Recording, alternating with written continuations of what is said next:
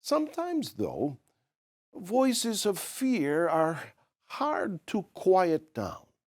Fear of the unknown, or even tinges of doubts like, can I do it? Can I do this? Can creep in during moments of trial. Our next speaker's faith was definitely put to the test when she found herself alone in a new country, in a new world, and during a pandemic. Let's meet Sister Francesca Bacalan from the District of United Kingdom.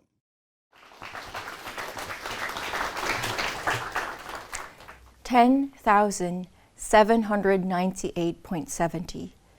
That is the distance in kilometers between London, England, and Laguna, Philippines. That's 6,710 miles. The moment I calculated that distance for the first time was in 2018 with my English visa and my Philippine passport, and in 2 weeks I would be leaving my hometown and everything and everyone in it. After a little over a year of adjusting to living alone and working in London, the pandemic starts. I work as a speech and language therapist for children. So once the UK declared a national lockdown, schools were closed and we had to resort to other means of providing our services. The initial woohoo to working from home and not commuting to work turned into a never-ending sigh of, when will this end? I started noticing that although I was just at home, I found it hard to focus. I found ways to distract myself. Cue in the pandemic workouts, pandemic baking, pandemic cooking, pandemic instruments, pandemic arts and crafts. I found it hard to sleep, even though I was exhausted. I would sleep very late at night, only to find myself waking up in the wee hours and not able to get back to sleep. My mind was always running with random thoughts. It was a constant blur.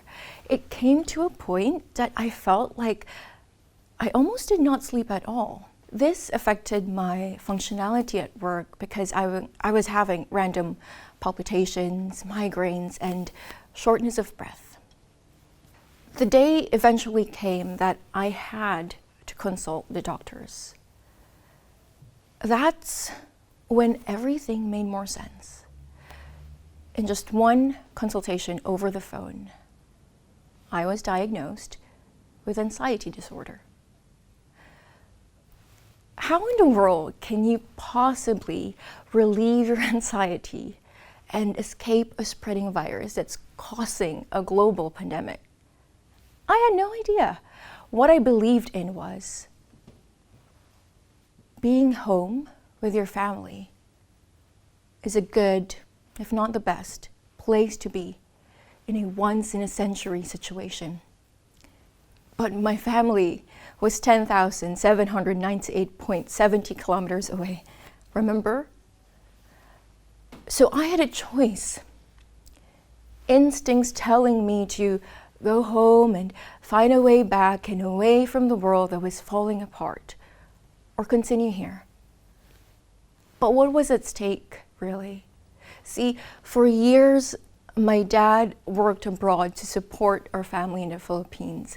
And now, as one of the older children, it was my turn.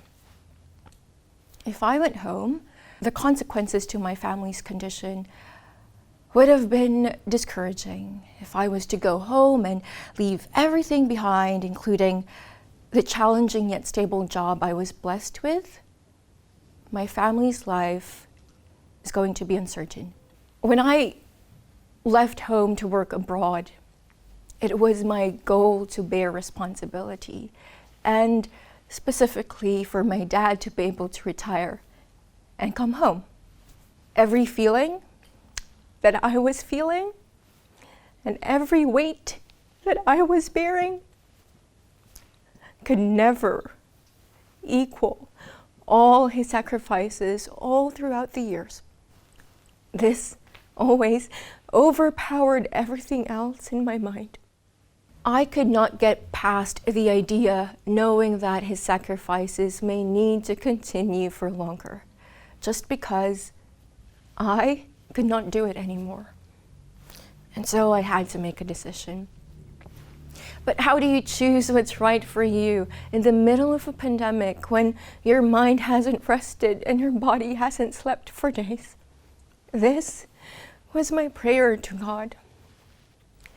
I prayed for sleep. I prayed for rest in general, for my tired mind and body. I prayed for protection for me and my family. I prayed for peace of mind and a clear path for me to follow. I prayed for my job, for me to be able to sustain it. I prayed for inspiration and an even stronger faith so that I can continue to help myself and others. I prayed for endurance, one day at a time. God blessed me with the gift of retrospection and introspection.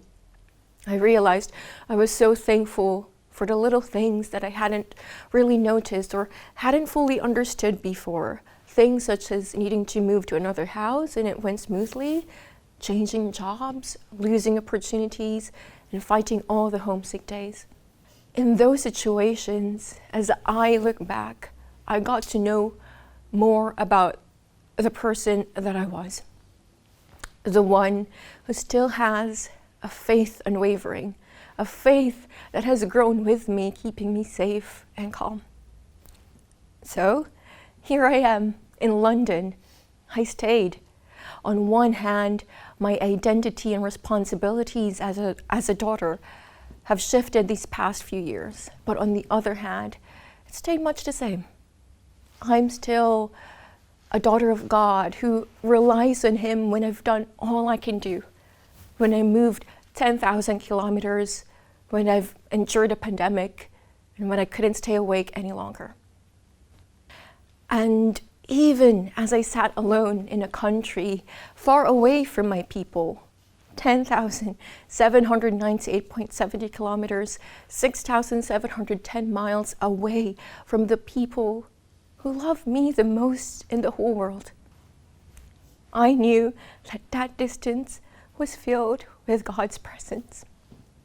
And all I had to do was to call to Him, the same God who holds the whole world and everything and everyone in it. And I am home. Thank you for listening. If there's one thing we're seeing so far from our talks today, it's that, well, we don't have control on what types of tests God will put us through, but we do have control how we're going to react or respond to them. Will we respond by distancing ourselves from God, or will we use these tests as a way to get closer to Him? Sister Francesca could have taken the easier route and go back home to live with her family so her mind would be at ease. But as we heard, she decided to take the harder route with God by her side, which provided her a deeper sense of gratitude and faith. And gratitude is something that so many try to make as a daily practice, daily habit. Where did she find her inner peace to do that? Allow me to once again cite from the Holy Scriptures, Psalm 62, verse 5. The Bible says this: "Only God gives inward peace, and I depend on Him." But what happens when you lose so much in such a short amount of time? Is it possible to still stay grateful and spiritually strong?